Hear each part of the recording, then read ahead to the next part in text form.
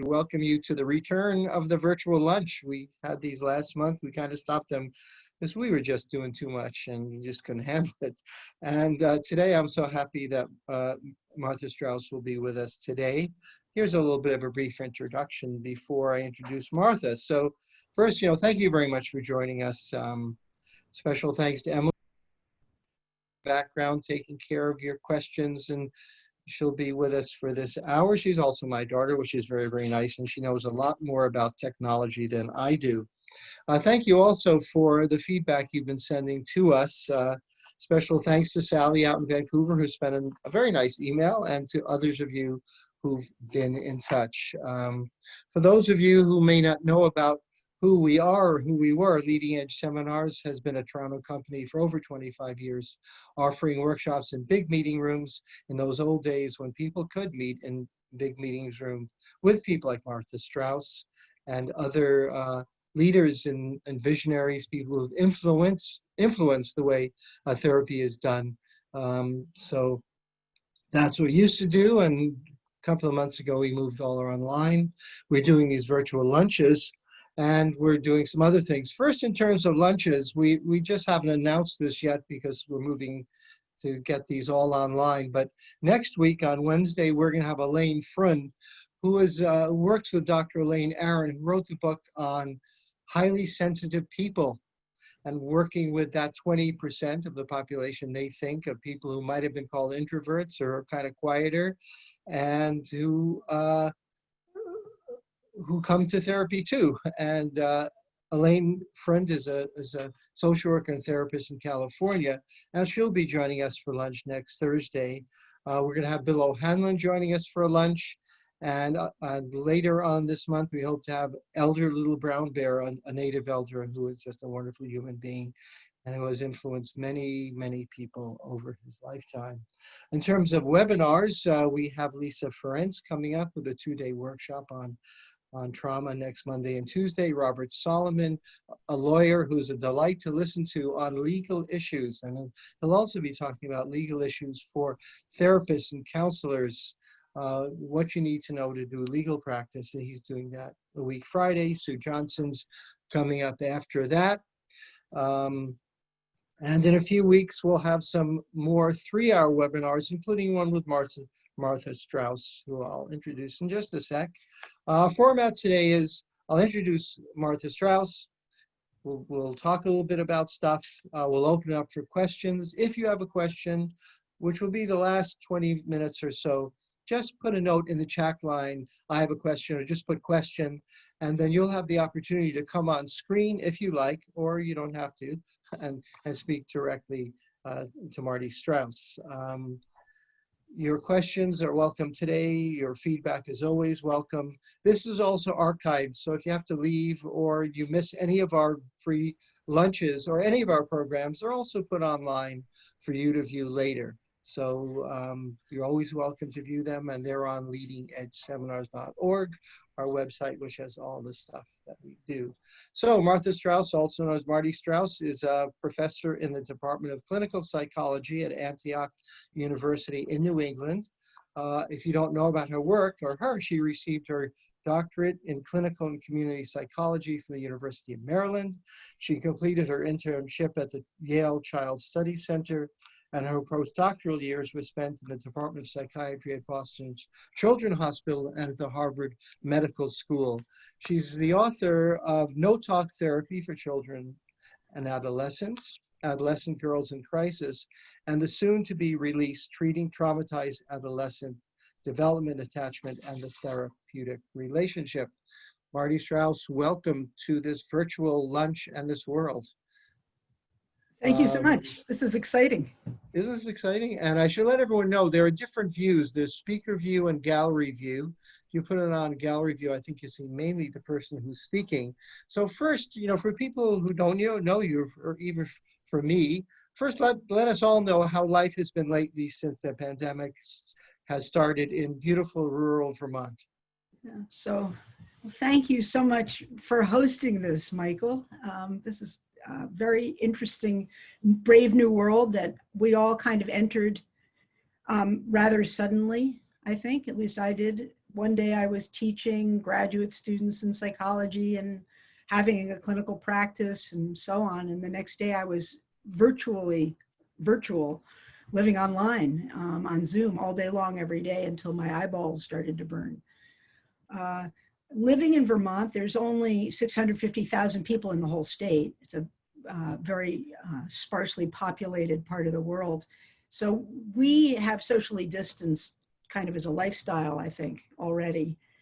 And so the transition to living in lockdown or hunkering down was not maybe as great for many of us. And certainly I'm very privileged I got to continue to work and have a roof over my head. And I'm aware of my relative privilege compared to many millions of people in this country and in Canada who are not having a safe and productive time of it. But so I'm aware of the privilege, and also I guess it's been exciting in this way. I guess I didn't know what to expect, and I still don't actually know what to expect. It has felt like an unfolding, and one of the surprises I think has been in my clinical work is the ways in which it's both harder and easier with working with the populations that I do to do it online and to live my life this way. So it's been a very mixed bag. Yeah. I want to go back to so people and I can learn about the question I like to ask people is, how did you get started in this kind of work? You're a young person, you went to university, and then you said, I'm going to do this kind of work. Can you tell us a little bit about that? I've thought about this before, and when you said you might be asking this question, I realized I'm sort of changing my story a little bit. It's kind of as I'm turning 64 this year, and I guess we reconfigure our life stories as we go along in this kind of interesting way, and paying attention to different details. I think that the main, for me, feeling these days is when I kind of look at the trajectory, I think I just was a misfit in the world that I lived in. And there was it was an odd feeling. I began my life in New York City, and now I live in the middle of nowhere, which is where I actually feel like I belong. And as a misfit, and growing up in the 60s as a misfit in New York, I got into a little bit of trouble here and there, and ended up at some point fairly early on, I don't think I was even in high school yet, volunteering to tutor kids from poor neighborhoods. And I had grown up with great privilege and great obligation. Along with that privilege, my family believed in social justice and contribution. And so I had some pressure to give back, even though I felt like I didn't know where I belonged. And I was actually able to connect with these kids who came from very, very different backgrounds than I did. And it felt good. I felt like maybe I belonged there, even though, of course, I was still a privileged white kid. And then started getting jobs starting in high school and volunteering and stuff. And it's been a trajectory really that I kind of date back to age 12, knowing this is what I wanted to do, which is very unusual among people I know who I'm working with, certainly, and my own kids who were well into their 20s before they sort of realized what they wanted to do. And so I was lucky that way too, but kind of monomaniacal. So I've been on this track. I volunteered and worked all the way through college and knew very early on that I wanted to apply to clinical psych school, and really liked working with misfit teenagers, having been one, I think. Yeah, well, I can relate to that. So your whole career has always been focused on youth, right from the beginning. It was, and when I moved to this area and started doing private practice, I started getting all of these adult women unlucky in love clients and couples, and I've broadened my horizons a great deal. My practice right now, which is just one day a week, it's a small private practice. I have an 8-year-old and a 76-year-old. I mean, I have quite a lifespan, and couples and families in between. So my heart belongs with adolescents and emerging adults. I love working particularly with that developmental period. Mm-hmm. So I'm wondering, from your perspective of many years of working with young people, have young people changed? Oh, are you seeing different kinds of issues now than back when you started?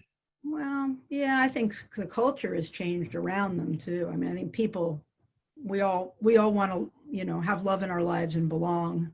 I mean, a lot of the things that make us human continue to make us human.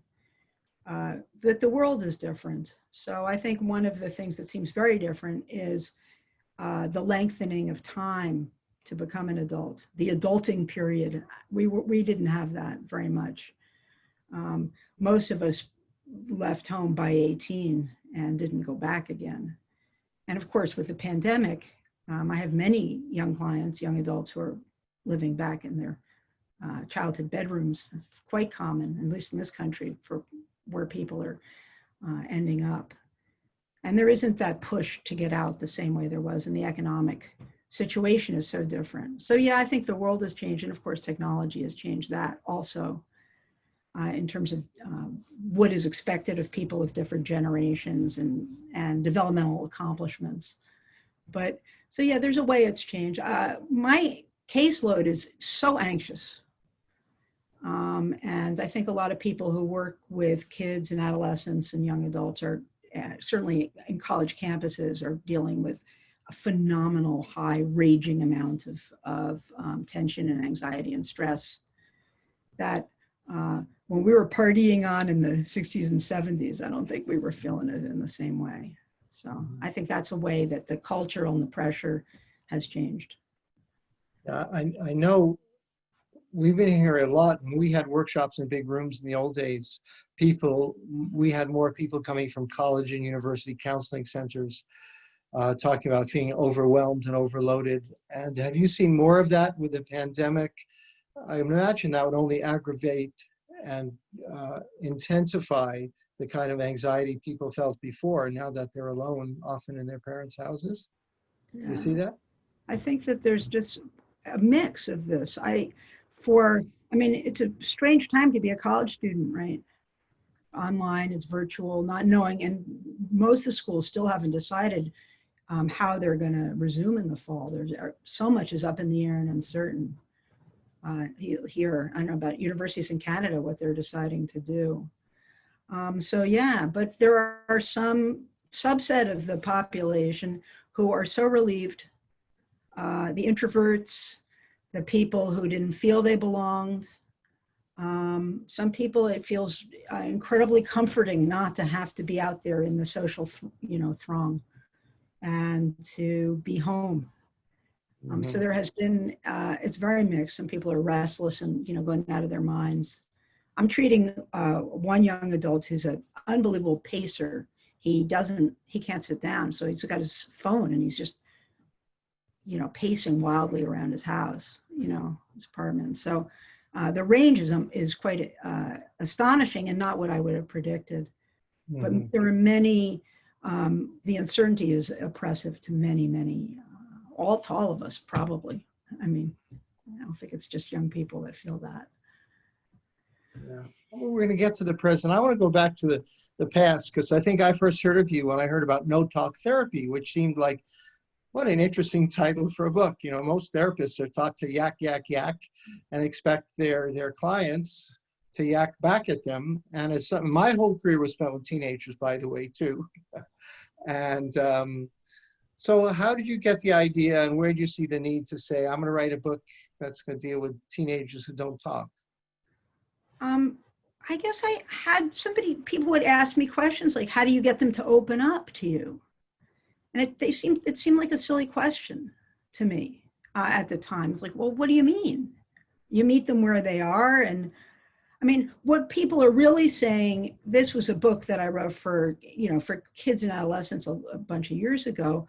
And the idea, the concept is problem talk, that we have this idea that the thing that's therapeutic for kids or for anybody is to come in and talk about their problems. Well, most kids would rather have, teeth pulled or a fork stuck in their eye than talk about their problems. And their problems as defined by adults who sent them for therapy, right?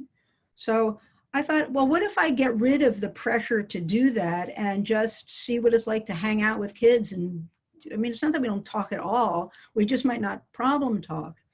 And kids can get better without problem talking because they can feel better by feeling seen and felt and understood and regulated, co-regulated by a caring adult.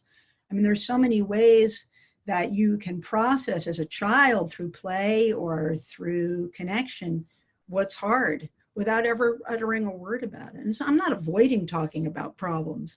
I just think our idea that everybody, and I come from a hugely verbal, like I love to talk and process and I never get tired of it, right? But it turns out not everybody loves to do that. It was a shock to realize that. And then for the people that don't, who are sometimes small young people, how do you connect with them? That's different. How do you join with them in their world? It's much easier for us to get down onto the floor and meet them where they are than for them to come up and have abstract reasoning like an adult. Yeah. Now, I know when I've talked to people who deal with adults, they talk about how the society hasn't changed in terms of the open discussions about problems. Oprah, social media, television, movies, there's a lot more talk about realities of life. I know when I worked, my first job was at a group home with teenagers, and there was no talk about trauma then. Now, the reality of sexual abuse and trauma and all kinds of early childhood problems are very well known. What about with teenagers? Is it affecting them, this world that they're living in, where there's a lot of information about kinds of unhappiness people have? I think that's a double-edged sword too. I mean, on the positive side, younger people have much less stigma about having a shrink, having a therapist, and talking about issues in the world and social media. People are really filled to the brim with exposure to all the kinds of problems and getting support through all different, healthy and less healthy. There's a lot of pro-anorexia or sites sites that help people learn how to self-harm. And I mean, there's a lot of bad stuff out there too, but there's a much more accessible conversation going on about what's hard about growing up.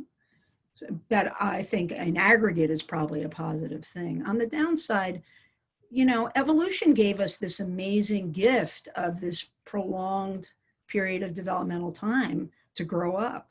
If you were a salamander, you would be born and be able to do everything a salamander can do.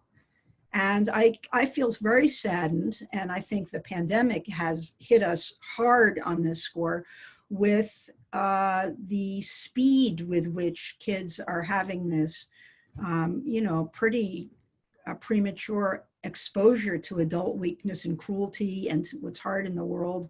I mean, having childhood is a good thing, being able to be a kid and do the things kids do. And this has been hard for kids. Suddenly their world, a lot of kids, not all, some of them again, are enjoying the extra cozy time at home. But for a lot of families, this has been, and kids, it's been phenomenally stressful time. Mm-hmm. And I feel sad about that in general as the culture. It's very hard to protect kids from, the vagaries of the world that are unkind and awful. And that premature exposure creates increased anxiety because the little kid's brain can't wrap their head all around what that is. I remember from the World Trade Towers that when they went down, which is sort of an incredible marking of development for a lot of my young clients. Their adolescence and adulthood is marked by the 9/11 and then the pandemic. I mean, what a pair of bookends to grow up in. But I had one little kid in my office, and she thought that loop tape of the buildings falling down, the towers falling down, was different buildings. She didn't understand it was the same building over and over again. So they can't wrap their heads around how hard it is. And I think that's happening with the pandemic too. Like, what is this? What is a virus? What does it mean? I wonder, when you think about the therapy you do and that you did at the beginning, and you think of how psychotherapy in general has changed, what do you see the differences in you and in the world of therapy for like a young person who came to see you 30 years ago or more compared to now? How would have you understood them differently, and how would you treated them differently? Oh, what a great question, Michael. Um, I think that Bob Dylan quote, that dates me too, right? I was so much older than I'm younger than that now. You know, I know a lot less. And I assume I know a lot less because of being an old person, you know. When dinosaurs roamed the world, I don't know. I think that actually is an asset to my work because I'm allowing myself not to know and to be more curious about what people's experience is. And I'm not assuming I have a handle on that. So I think my stance is actually, in a weird way, less fast trigger, less knowing, less confident in that way, in the service of the work. And I think this is true with the pandemic also, which I don't know what it's like for people. I've never been in a pandemic before. I can't even assume anything. And plus, I'm in my own pandemic. I'm having my own experience with it. Saw some great quote that we're all in the same ocean, but we're in different boats. So the ocean, I get, we're all in a pandemic, but what's the individual experience? And I think this is true with working with people at different developmental stages. I was my kind of crazy 13-year-old, but I don't know how your 13 is like, and I want to know about that. I don't assume I know. I think I was quicker to offer sage advice. I don't offer a lot of sage advice anymore. Unsolicited anyway. And when you look out there in the world of treatment, especially around adolescence, what do you see has changed? When you hear about the kind of therapy that's going on in places that do it very well, or leaders in this field, what do you think has changed over the years? Well, when we were coming up, we were doing more family therapy. And the movement, I don't know why. I mean, there seems to be less mojo for working with whole families systematically out there. That seems like a big change and kind of a loss, at least that my graduate students, they're not getting very much in their practicums and internships. They're not getting as much family therapy as we did. And I don't know what that's about exactly. Reimbursement, insurance, probably more in the States. That's what we got, that insurance company stuff that we deal with. But another thing that seems different to me is, again, it sort of ties back to anxiety and family, is that parents have a lot of anxiety about their kids in a way that I don't think parents in a generation ago did. And so I think that one of the experiences I have is that I have a lot of adolescents they have issues. I mean, I'm not saying the parents are wrong, but the way the kids are upset is dysregulating and upsetting to the parents. And so the motivation is kind of twofold for referring these late adolescents, young adults, that the parents want the kids to be okay to help the parents feel better, as well as being worried about the kid. And I don't think a generation ago, honestly, of course, parents love their children. Our parents loved us. I'm not doubting that. For most of us, that's true. But they weren't up in the grill in the same way. They weren't agitated about, somebody being mean to their kid at school or roommate problems in college. Parents are very distressed about that stuff now too. And so I think that's another way things are different. Kids are managing their parents' anxiety differently than I think we had to manage ours. We have a couple more questions, and then we're going to open it up to the audience. One question has to do with teenagers and technology and how that's affecting therapy, either through neurofeedback or apps or other ways that technology, especially these days with the pandemic. What do you see hopeful signs in terms of the use of technology with young people who are so adept at technology, or warning signs, both? Well, I mean, you're asking this in a pandemic where the only way we're seeing kids is through technology. So I guess I want to answer it for the now, because that's what I'm thinking about a lot. And I think a lot of these kids are amphibious. So that by that I mean the distinction that you and I make as digital immigrants make between being online and okay, now I'm going to go be online, and offline. Those are different worlds for us. We're not amphibious. We swim really on, only in one of those environments. And most of the younger clients that I have, this is like not a big deal. Even the kids, So I'll meet with you online.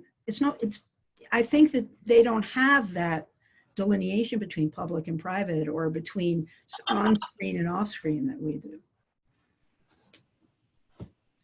Okay, whoops, I'm seeing another face on here. Emily, I've lost Marty. Okay, I can see you, Marty. Well, I'm thinking also of things like a neurofeedback. We've had some people talk about the power of neurofeedback with ADHD kids or adults on the autism spectrum, how using those kind of computer devices, this has nothing to do with the pandemic, can get some amazing results that talk therapy and even no talk therapy doesn't do very well. Are you up to any of that? I like hearing about, the latest and greatest next fad or application, or I'm not against this stuff. I think this is adjunctive. What people need is relationship and connection.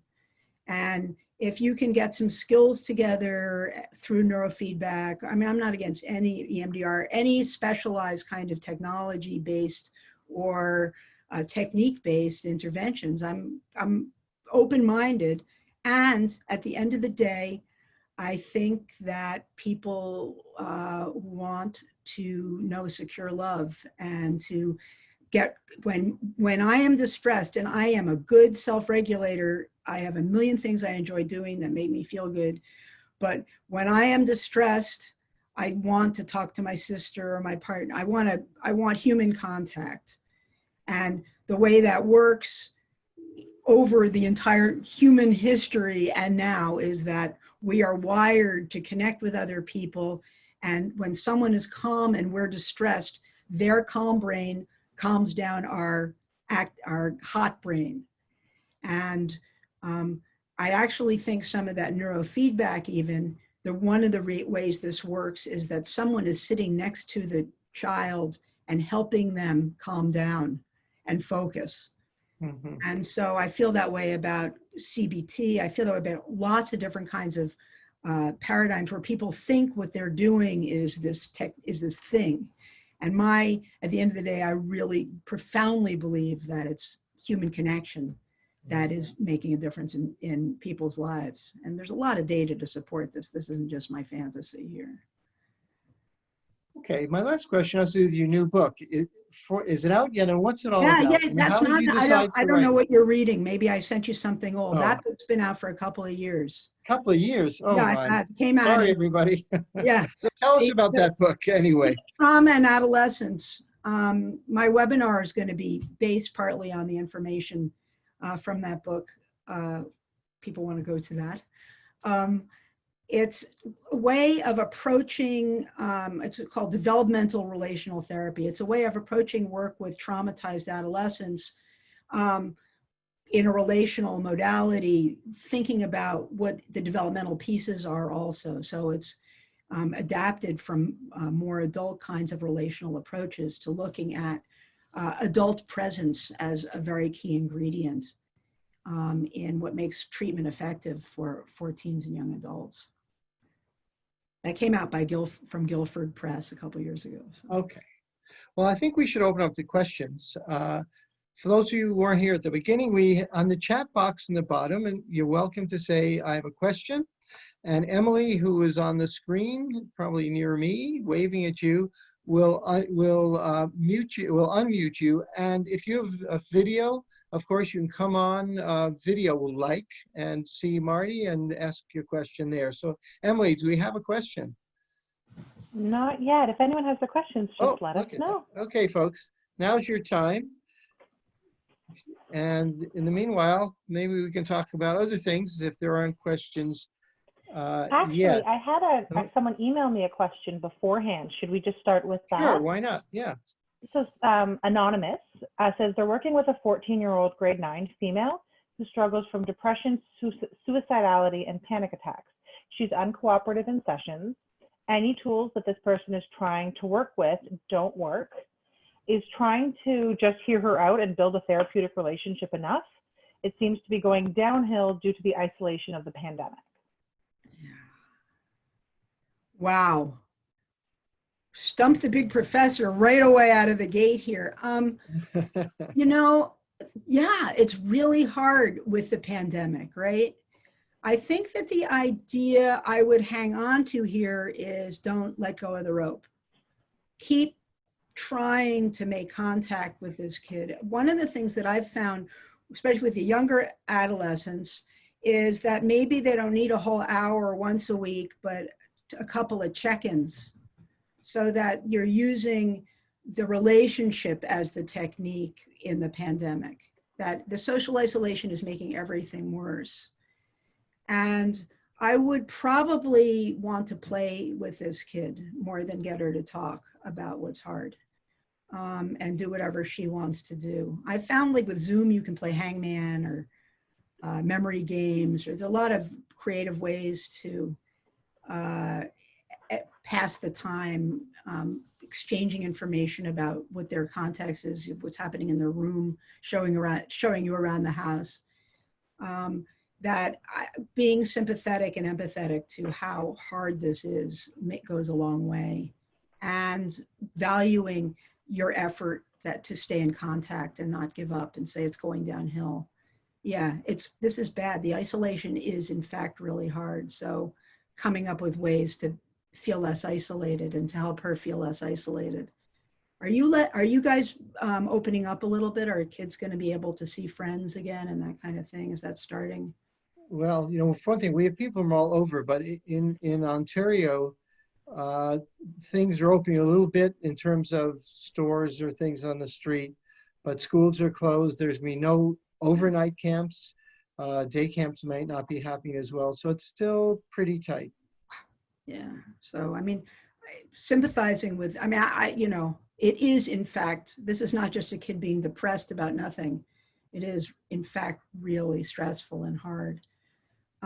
Coming up with a project that the therapist and the adolescent can work on in between, passing back and forth, a journal that goes back and forth, or an art project that goes back and forth, or a game that they're going to continue to play in between. I don't know, something to sustain contact is probably what I would, off the top of my head, think about that some more. It's a great and important question, Anonymous. Thank you for asking it. All right, and now the questions come in. So Megan I've just requested you to unmute to ask your question. Hi, Megan. Hi. I wasn't expecting to actually come on. I was just had a thought as I was listening to it. So a lot of the individuals I work with, particularly I had a 17-year-old in mind who I struggled to kind of build the rapport with her just initially based on like sessions being canceled and like more time kind of happening. She switched over to me from like another clinician. And then this happened and service has been put on hold. And so I'm just thinking about when I return to service that I'm going to have to start completely from scratch. So I guess I'm just looking for tips or suggestions for kind of rebuilding that rapport after a long break in service. Wow, so you're not able to see her online at all? No, we've reached out, and at the time the family doesn't want to do service virtually. Yeah, you wasn't asked for any support, so yeah. Yeah, you'll be starting all over. I like asking her that question. I feel like we're going to be starting all over. What do you think would help me get to, know what it's been like for you? Okay, yeah, that's very common sense. Common sense for me, as an old person that doesn't understand anything that's happening, maybe as a younger person, you're like, well, yeah, we just went through this together. I'm not assuming anything. It could have been the best thing that ever happened to this kid. to get to be, I don't know, probably not from what you're saying, but you know, there are some kids for whom just being home and down regulating and playing video games all day long feels pretty good. Yeah. It's Yeah, gonna no, be I imagine she's stressful. enjoying it. Opening up is stressful for, you know, the social demands for some kids, and some will feel like they've been sprung. But yeah, I Yeah. think you're right. I don't know either. Even with I mean, what I'm fantasizing is that by staying in touch with over, you know, teletherapy, that my transition back to seeing clients again in my office will be more seamless. That's what I'm anticipating. But I think there will be a huge adjustment even in this case, don't you? Yeah, definitely. Yeah, thank you. The world is a different world that we're not going back to that world. The therapy world that you're going to re-enter when you start seeing clients face to face isn't the one you left behind. It's a different world. We'll have different, until there's, I guess, a really good vaccine that everyone in the whole world gets. And even then, I don't know, because of the economic fallout. I don't know. I don't have a crystal ball. I think that you're, like the rest of us, going to be, it's like the Etch-a-Sketch. We're all going to be starting, you know, with a clean slate in a certain way to get to know people in this new context, in this new world, and what it's like for them to live in it. Mm-hmm. Thank you. Thank you. Next, Gwen. Gwen Shandrowski. Gwen, are you there? Yeah, I am. Hi. Hi, Gwen. Hi, Mark. Hi, thank you. My question is, I was thinking about the reduction in the family therapy model and seeing kids more one-on-one, and just trying to think about how much I bring the family in. Like, I mean, I could switch to trying to help the parents become more, I guess, aware of their emotional life with their child. It seems like the bang for the buck with a lot of kids is just seeing them and supporting them. And I mean, I guess I still hold on to the belief that maybe doing the family work is important too, or that I'm taking the easy way out by just, you know, connecting with the adolescent. So I just would like to hear a little bit more about that, about how you make that decision, how much to try to get the parents involved. I hear your wistfulness. Like, is it just easier not to deal with these, you know, difficult parents, or is the kid's need for somebody special in their lives so paramount that the parents are a distraction, and, you know, somebody else could do that maybe if they wanted it? Or, I know it's an interesting question, isn't it? I think with families that are viable, good, you know, halfway decent or good enough families, that's the work. They have their people know each other in the family. I even have my consent form is different. I changed it out a bunch of years ago to say I don't actually provide adult level confidentiality for kids. It's not like I'm going blabbing. I'm a very busy person, but I sort of, it's a figure ground thing. I say to the adolescents, if there's something you don't want me to talk to your parents about, let's talk about that. I'm not going to promise anything, but I would never go behind your back and violate your trust. But I think that the people who are most important to you in your lives should know who you are, and I will help facilitate that. So I sort of see myself, even with the kids, I'm very seldom in touch with the parents. They've signed off, and we've discussed that there is that possibility. And sometimes it's a great thing because you get the hairs on the back of your neck and you're like, oh, well, this isn't really that threshold of imminent danger where you would do that.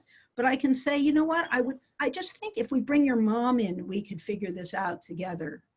And I mean, I'll have your back and we'll talk about how to do it. But I think that might be useful. And one thing's with the pandemic, I only have one situation so far where this has happened, but I think my more flexible idea about this is paying off in the pandemic because the parents are like in the next room. And so I had a 12-year-old and I'm like, can you get your mom in here? Because I think I can help you guys sort this out. just like, Mom, and then the mother magically appears in the screen. I don't know. So Yeah. I like Yeah. having a little bit of flexibility. I like working with, this is another, Michael, this is another thing, like now that I'm older and stuff, I'm very sympathetic to parents, having raised a couple of teenagers myself. I think that's another change. I think that most parents are really doing the best they can, and that most kids want to have better communication and being known. They don't feel known by their parents, and to become more visible to parents is, but I hear your dilemma on this, and I don't have a universal policy in this. And there's some kids I don't see the parents, and I don't talk to the parents very much at all. But I always like to keep that as an option. And the cases that I have some family therapy with, I think actually end up going better ultimately. Thank you. Thank you. Thank you, Gwen. Next, we have Margaret. Margaret Warenberg, are you there? Oh, no. Hi, Peg.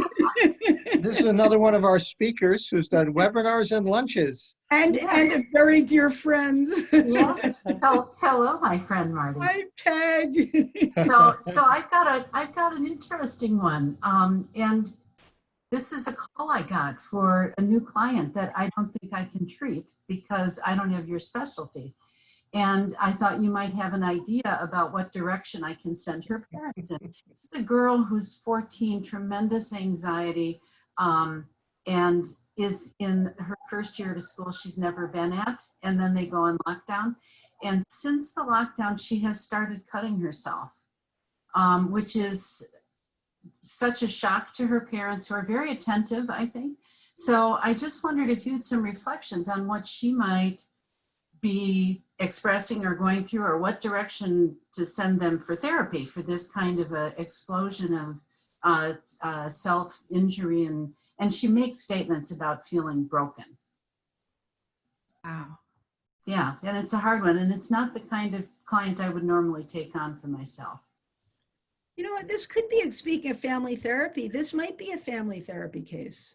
I might refer that family to, because depending on how long the child has been self-harming, if it's been a very short amount of time, it's great to jump right in. The shorter amount of time, the better, in terms of breaking up whatever habits start forming around that kind of coping mechanism. But that's a kid who wants to live and finds the pain of living unendurable, right? And we all know, other questions have addressed this too, that the social isolation is not in our favor, that isolation, loneliness makes everything worse. Every problem, every sadness, not feeling the feeling of disconnection really makes it worse. Uh-huh. So I wonder with a young adolescent like that, if someone would be willing to create and fortify better dialogue and understanding across generations, especially within the lockdown scenario where the kid's not going to be getting a lot of other in-person social support. Sounds like there's involved and worried parents too. Yeah, that's the one thing that I think is really positive in this, is that they, as far as they know, they saw no sign of it before the isolation of the lockdown. Mm-hmm. They were very attentive, and the first thing they did was collect all the dangerous items in the house. Okay, so they're already doing, and that might carry a lot of weight too. I mean, I think to the extent that it's a communication of something, it's good to try to figure out what the part of her that needs to cut is trying to say to her and the family about her despair. Right, and I like the conversation around family therapy. I think that might be a strong suggestion, and I think that's family, as far as I've met them so far by telephone, that they might be willing to go in that direction. I know you've worked a lot with that kind of situation. Yeah. I mean, I think self-harm, this is another way in which the world has changed. It's not 14-year-old girls. I think there's 40%, of high school kids give it a try at some point. So it's a pretty prevalent gesture, expression, coping strategy for managing overwhelming pain and disconnection. I think that's a big piece of it. It's a kind of a dissociative thing for a lot of kids. It's a way of coming back into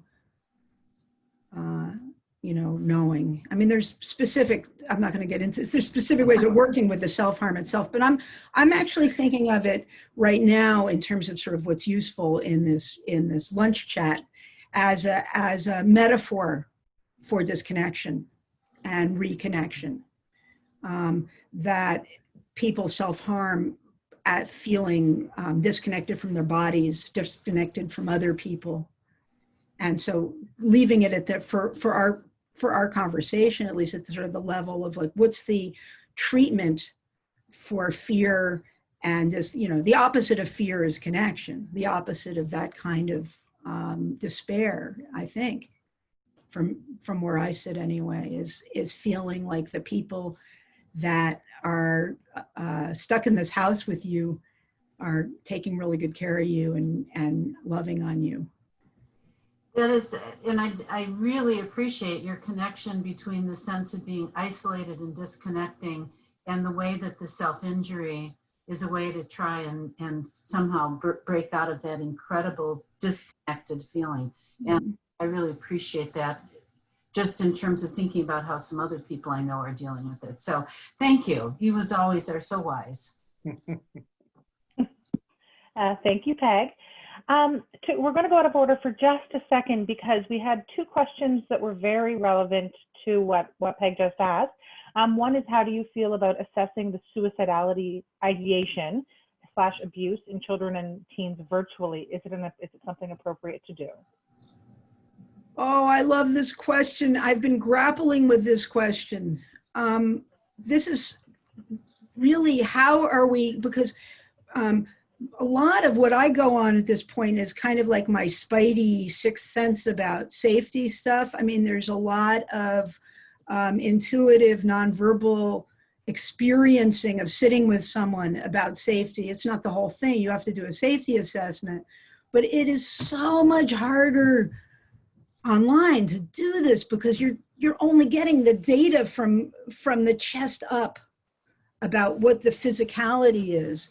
And you know, we're working so hard, but like right now I'm looking at the green light and it looks like I'm looking right at Emily, but I'm not looking at all. Now I'm looking at Emily and it looks like, where does the hell, I don't even know, where are my eyes?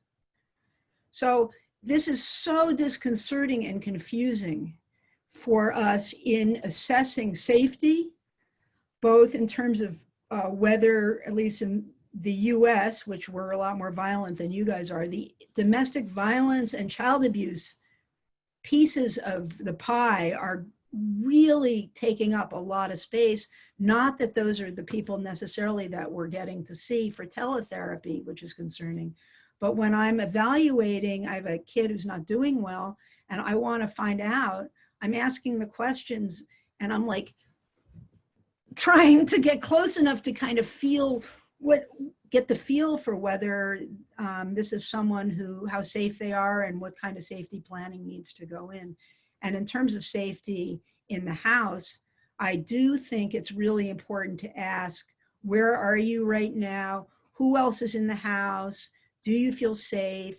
Is this a private conversation? How private is it? I have one young adult that I treat, and she is sitting on the john with a seat cover, but that's the only safe private place in the house is the bathroom. And so I think you're asking, we need to keep doing it. And the only other piece of this that I want to say, that because I've been thinking about this, is you can ask more questions than usual. You can say, I'm having kind of a hard time getting a real feel for how hard this is for you. Can you tell me just a little more about it? Because over Zoom, I'm not really able to pick up on what it really feels like to be you right now. And I want to know. And so I might slow down the inquiry. The other thing is, in terms of slowing it down, is I've gotten, in the couple months we've been doing this, a little more comfortable with the silence. And I think in doing these assessments, we need to open up more space because of how weird delays are, and just what's happening is harder to read, and eye contact is so weird, that to ask a question and really let let the answer come out over time, even if it feels a little awkward and uncomfortable, like maybe you should go on to the next question or clarifying thing. Just open up more space so that more affect can come in to the Zoom. Thank It's a you. great question. Next, we have Barbara Jones. Barbara, are you there? Hi, Barbara. Hi. So my question is based on, I'm teaching a course on working with adolescents for master's students.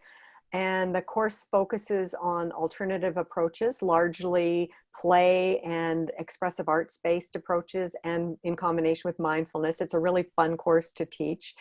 We also spend a lot of time in this course, though, dealing with, I don't know if you're familiar with Boyd's book, It's Complicated, The Social Lives of Network Teens. And because right behind me. Yeah. So because we are in this place of not only working with kids who are very online savvy, but we're actually using that medium now for teaching. I'm wondering if you have any suggestions about either activities, sources of activities, or caveats and concerns about this whole network phenomenon, this online phenomenon. I'm all in on this. So, right, what are our options here? I think the idea is to become more amphibious ourselves and to learn everything we can learn from these experts about what their experience is and what they get out of it and their meaning making and the value added. And to make the, I mean, it's lame for us to be making the case about real human interaction, because IRL interaction, because there is no IRL anymore in real life. Yes. Interaction. It's all virtual. So we're learning to swim in their sea now. Yeah, I appreciate that sense of relying on their expertise, that sense of, that's yet another way to empower them and to validate their lives and their experiences. That's helpful. Thank you. Yeah. I think we old people are doing a lot of hand wringing. Like, oh, it's all this time. I mean, certainly a lot of the families I'm working with, they're really freaked out about how many hours a day their kids are online. And, you know, struggling with that. They're in school, their school is online, their friends are online. I mean, you know, and it's a global pandemic. Yeah. And, you know, maybe we can wonder that it might all be okay for people to be online this much as a way of staying in connection when there is no other way to do it. And that's true with gaming and all the other things that at least most of the other things that people are doing online that have connective value. So I take from that, particularly in the context of kids dealing with anxious parents, that there's also a role for normalizing online exposure or time in this given contest. You're good at what you do, aren't you? Yes. I wish I had said that. Oh, well, you did, more or less. Just help me frame it. Yeah. Okay. I think that's the frame. I don't know. I mean, if there's another frame, I'd love to hear. But to me, the fight isn't worth it anymore. And the way that parents are fighting this, it seems like not a basket one priority kind of issue right now. And we can learn more about it. And, you know, who knows what the world will be hybrid. Maybe there will be more online to come. And we just have to learn how to manage it ourselves as people who don't feel as comfortable here. Right. Thank you. Thank you. Carolyn just asked, can you repeat the name of the book that Barbara had just mentioned? It's called It's Complicated. It's the network lives of, Barbara, come back. And it's complicated, the social lives of networked teens. So there's this verbing of network. Great. Thank you so much. And I think we have time for one more question. Adele, are you there?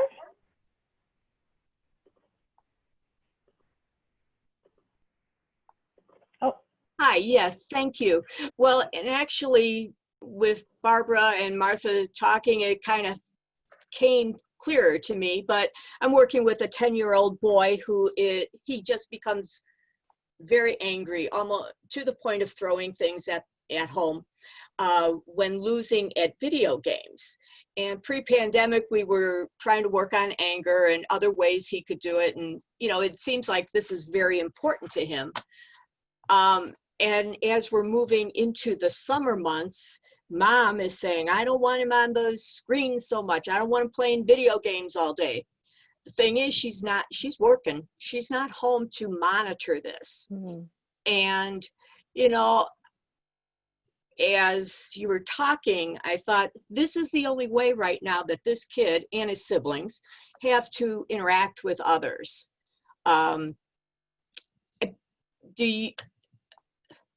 Besides normalizing how much kids are spending online, does anybody have any ideas of how I can help the mom? Because I really think it's the mom she needs some work with accepting it.